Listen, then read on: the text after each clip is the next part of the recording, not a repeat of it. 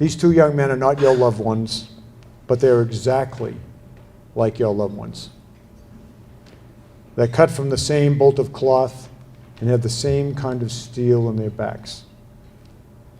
On the 22nd of April, 2008, two Marine battalions, the 1st Battalion, 9th Marines, the walking dead from Vietnam fame, and the 2nd Battalion, 8th Marines, were switching out in a place called Ramadi, Iraq. One battalion was going home in a few days and the other just starting its 7-month tour. Two Marines, Corporal Jonathan Yale and Lance Corporal Jordan Haerter, 22 and 20 years old respectively, one from each battalion. They were assuming to watch together at the entrance gate to an outpost that contained a makeshift barracks housing 50 Marines. The same broken down, ramshackle building was also home to 100 Iraqi police who were our allies. They were my men in this fight against the terrorists in Ramadi. Yale was a dirt poor mixed race kid from Virginia with a wife and a daughter and a mother and a sister who lived with him, and he supported them as well on $13,000 a year. Haerter was a middle-class white kid from Long Island. The two of them were from two completely different worlds in our country. Not good, not bad, just different. Had they not joined the Marine Corps, they would never have known each other. They would never have even understood that multiple Americas exist simultaneously, depending on your education level, your family's income status maybe. But they were Marines, they were combat Marines, and because of this bond, they were brothers as close as if they were born to the same woman. The mission orders they received from the sergeant, their squad leader, I'm sure went something like this: okay, you two clowns, stand this post and let no unauthorized personnel or vehicles pass. You clear on that? And I'm sure Yale and Haerter then rolled their eyes and said in unison something like, "Yeah, Sergeant, we got it. We know what we're doing. Screw you."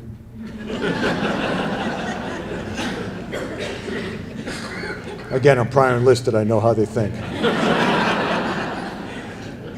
They were then relieved, two other Marines on watch, who, as it turned out, were probably the two luckiest Marines on the earth that day. And they assumed those posts, Yale and Haerter, at a place called the Entry Control Point at Nasser in the Safia district of Ramadi in Iraq. In any event, a few minutes later, a very large blue truck turned down the alleyway that was no more than 100 yards in length. It sped its way through the serpentine concrete walls, Jersey walls. The truck then stopped just short of where these two were posted. It detonated. It killed both of them catastrophically. And if you know what combat's like, you know what I'm talking about when I say catastrophically. 24 brick masonry houses were damaged or destroyed by the blast. A mosque 100 meters away collapsed. The truck's engine came to rest 200 meters away, and it knocked down a building before it came to rest. Our EOD guys, or explosive guys, reckoned that the blast was made by a bomb of at least 2,000 pounds of explosive. Two died, and because these two young infantrymen died, they didn't know how to run from danger. 150 men, 50 US Marines and 100 Iraqis were saved. When I read the situation report, a few hours after it happened, I called the regimental commander, Lou Craparata, and I asked him for details about what happened. It seemed different to me. Unfortunately, Marines dying or being seriously wounded is common in combat. We expect Marines, and for that matter soldiers, sailors, airmen, and Coast Guardsmen, regardless of rank, to do their duty, to stand their ground, and to die if that's what the mission requires.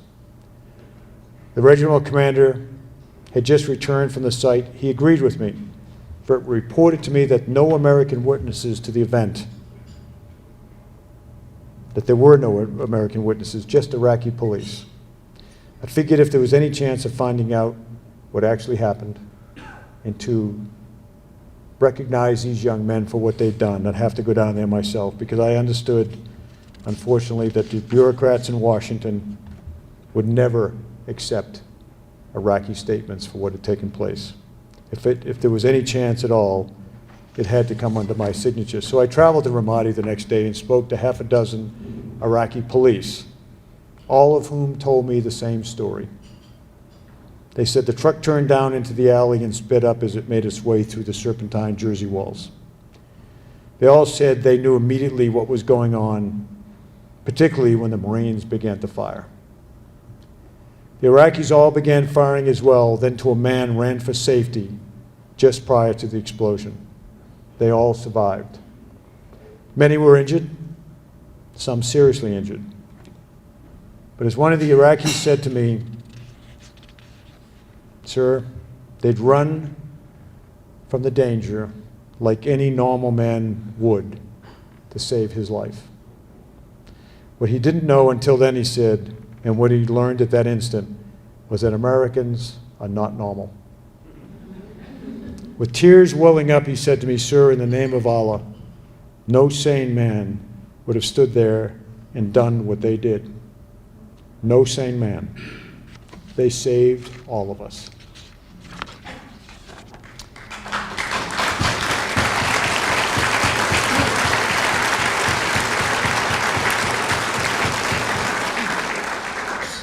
What we didn't know at the time, what I didn't know at the time, and only learned a couple of days later, after I wrote a summary of statement of this bravery and submitted them, both Yale and Haerter, for Navy Crosses, which is the #2 award for Marines and sailors in combat. What I didn't know was that one of the security cameras we had at the location that was damaged initially in the blast had caught everything. It happened exactly as these Iraqis described it to me. It took exactly 6 seconds by that recording from the truck entered the valley until it exploded. 6 seconds. And you can watch, and I did watch many, many times on this recording, the last 6 seconds of their lives. When it first started, I suppose it took about a second or so for the Marines to separately come to the conclusion about what was going on. They had no time to talk it over, only enough time to take half an instant and think about what the sergeant maybe had told them a few minutes before: let no unauthorized persons or vehicles to pass. At that point, I think, according to the recording, the Marines had about 5 seconds to live. Think of it, 5 seconds to live. I don't think they knew it. They didn't have time. It took about another 2 seconds for the two jarheads to raise their weapons, to take aim, and to open up at that truck. By this time, the truck was halfway through the barriers and gaining speed the whole time. Here, the recording shows the number of Iraqi policemen, some of whom had fired their AK-47s, were now scattering like the normal and rational men they were, some running right past the Marines. The two Marines had about 3 seconds to live. For about 2 seconds more, the recording shows the Marines firing their weapons nonstop.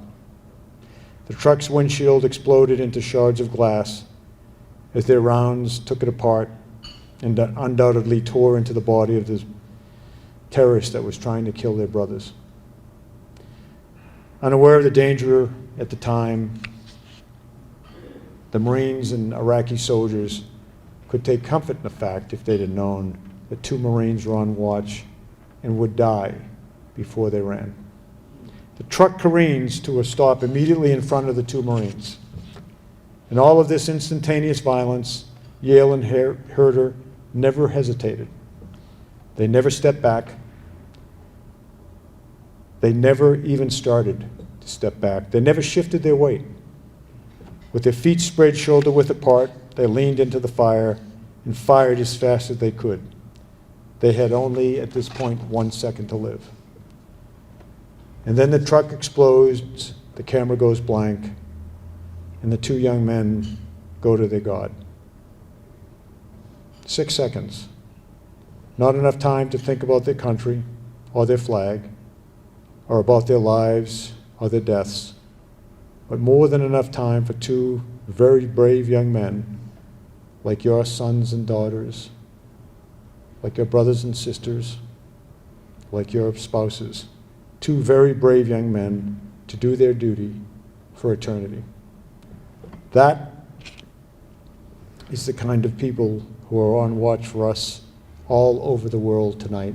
That is the kind of young men and women that came from your families.